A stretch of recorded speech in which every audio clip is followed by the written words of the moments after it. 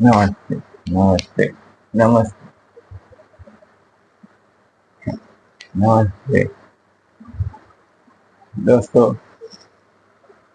हमारी रेल हमारे राष्ट्र का एक बहुत ही महत्वपूर्ण हिस्सा है, जो कि प्रवासियों, प्रवासन गलियारे, फूड गलियारे, माल वाहतूक गलियारे, ट्रांसपोर्टेशन, कुछ मछली की भी गलियारे, जो मछलियां एक्सपोर्ट इंपोर्ट हमारे रेल से होती है।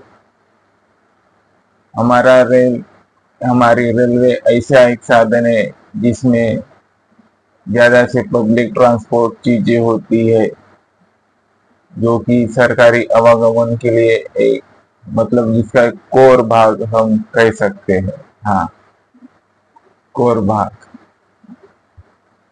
तो हमारी रेलवे नेशनल इम्पोर्टेंस के लिए इंड्योर करती है, जो कि हमारी यूनियन है वो स्टेट को अपहोल्ड करेंगी, ओवर करेंगी, और स्टेट ने भी इंटरेस्ट करना चाहिए यूनियन को, और यूनियन ने भी इंटरेस्ट करना चाहिए स्टेट को। स्टेट में ऐसी रेल चले, जैसे मैं महाराष्ट्र में महाराष्ट्र एक्सप्रेस की बात करता हूँ। हमारे महायुति सरकार ने एक अच्छा काम जो किया था, जो कि महाराष्ट्र में सबसे पीछे का बोगी रहती है, डिब्बा रहता है, उसके अगल में एसी की डिब्बी लगा दी। तो इसी का डिब्बा इसलिए था क्योंकि जो किसी को घबराहट होता है, कोई जाता है, जगह ना मिले, तो औरतों के लिए, बच्चों के लिए और जो बूढ़े हैं उनके लिए एसी में घुस सके जल्दी से जल्दी। ये रेलवे स्टेशन की बात है ये। वहां पे भी गाड़ी ज्यादा देर रुकती नहीं, हड़बड़ा जाती है। तो इससे क्या करे, तो जो हो चाहे कौन सी भी डब्बी में घुसने की कोशिश कीजिए, पर बगैर टिकट की नहीं। तो ऐसी परिस्थितियों में हम तो देखिए, रेलवे लोगों की है, सरकार लोगों की है, रेलवे लोगों के लिए सर्विस प्रोवाइडर करती है, तो सब कुछ लोगों के लिए है। तो इसलिए लोगों ने अपनी सहूलत के लिए कि जान माल निकालना हो, अब सेफ जगह पे चली जाइए, फिर कुछ जगह खाली होती है तो अब अपन अपने वापस के डिब्बे में चले जाना चाहिए। तो ये ऐसी हमें सोच रखनी चाहिए। और किसी ने भी माफ कर देना चाहिए, कोई एसी में डिब्बे में गया होगा तो। क्योंकि मैंने देखा था कि 2-3 लड़कियां और औरतें और छोटे बच्चे एसी के डब्बे में घुस गए थे। तो ये उनकी अच्छी सोच थी, जो कि मैंने ये बात पहले भी कह चुके हैं हम। जो आर्टिकल 57 कहता है, वो आर्टिकल 57(3) क्या कहता है, को एग्जिस्टेंस हो रेलवे में, आपस में ये हो, समन्वय हो, सुधार ना हो, वही चीजें मतलब रिफॉर्म के बगैर मेंटेनेंस करे। Union list article 246, union list entry 22 क्या कहती है, railway unity and integrity of the nation, राष्ट्र को एकता और एकात्मता को बांधेंगी। शायद आज हमारी जो एकता है वो पटरी से उतर चुकी है। मैसूर दरभंगा एक्सप्रेस जो है तमिलनाडु में पटरी से उतर चुकी है। बहुत सी बोगियां, एक बोगी तो जल चुकी है, जो कैंटीन प्रोवाइड करती है, शायद वो हो सकती है। 7 से 12 के बीच डिब्बे पटरी के नीचे उतर चुके हैं। जैसी हम जून की बात करें, कांचनजुंगा एक्सप्रेस, जगलपुरी ऐसी कोई तो भी डिस्ट्रिक्ट है वेस्ट बंगाल में, वहां पर भी हमारी जो रेलवे है वो फिसल चुकी थी रेलवे ट्रैक से।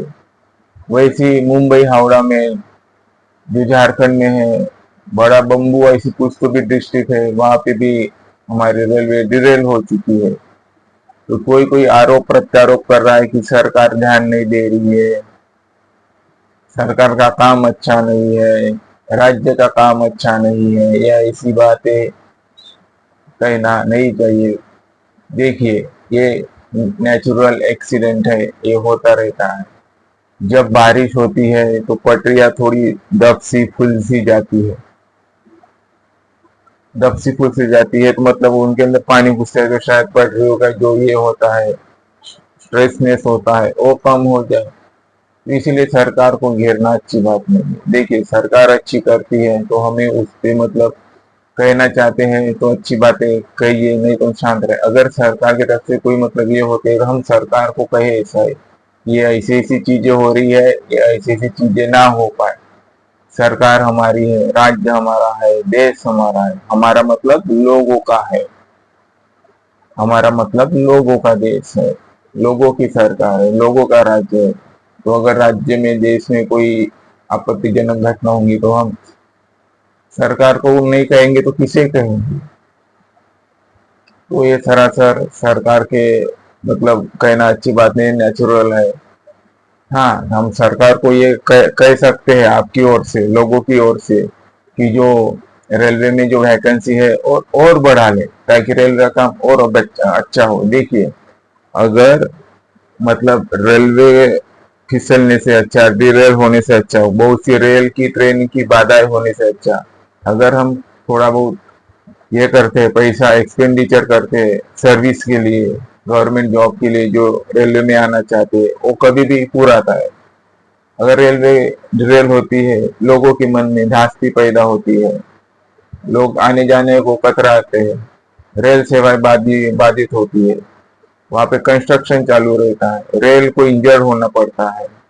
तो इसी से मतलब अगर 500, 1000, 1500, 2000 वैकेंसी बढ़ाई तो हमारे भारत सरकार के लिए और राज्य सरकार के लिए भी उतनी बड़ी बात नहीं है वैकेंसी बढ़ाना। सरकार अपने हिसाब से बढ़ाती है। कुछ रिजर्व तो संविधान के प्रावधान में कि नहीं रखेंगी, हर साल जो कुछ है फुल रिक्वायरमेंट दे देंगी। तो कोई कोई हम यूट्यूब पर भी देखते हैं कि कोई कोई कहता है कि इतनी वैकेंसी है, इतनी आएंगी, गवर्नमेंट की इतनी इतनी पोस्ट है, इतनी आएंगी। तो ये सच बात है कि नहीं, हमें भी देखना चाहिए। मैं तो यही कहूंगा कि ये एक दुखद घटना है हमारे रेल के लिए। तो ऐसी चीजें के लिए हम दुख महसूस करते हैं और आगे से ऐसी घटनाएं ना हो। और जो पिलोट है, जो ये मैसूर दरभंगा एक्सप्रेस है, वो सीधी मतलब जो मालगाड़ी थी उसको ही वो क्रैश कर गई। हमारी दरभंगा मैसूर एक्सप्रेस है वो। तो पिलोट ने भी थोड़ा मतलब अवेयरनेस के साथ सिग्नल देखते हुए गाड़ी चलाना चाहिए। मैंने पिछली भी बार कह चुका है, सिर्फ पिलोट के लिए नहीं, हम साइकिल के लिए, मोटरसाइकिल के लिए, एरोप्लेन के लिए भी कह रहे हैं, हेलीकॉप्टर के लिए भी हम कह रहे हैं। सिग्नल देख के, नेचुरल देख के, वातावरण देख के हमें जो कुछ चलाना पड़ता है वो चलाए। नहीं तो नहीं से बहुत से लोग मारे जा चुके एक्सीडेंट में। तो आगे से ऐसी चीजें ना हो। जो रेलवे के वर्कर है उन्होंने भी थोड़ा ध्यान देने की जरूरत है, पटरियों को भी संभालने की जरूरत है। और जो कि पटरियों का काम होता ही है, हम भी देखते हैं कभी कभार गाँव जाते हैं तो हमारे रेलवे के वर्कर भी बहुत काम करते हैं। तो जो इंजर्ड हो चुके हैं वो जल्दी से जल्दी रिकवर हो जाए, हम यही अपेक्षा करते हैं लोगों से, है ना। तो इसके लिए तो हम आपसे अलविदा कहते हैं, शुक्रिया कहते हैं। Thank you so much.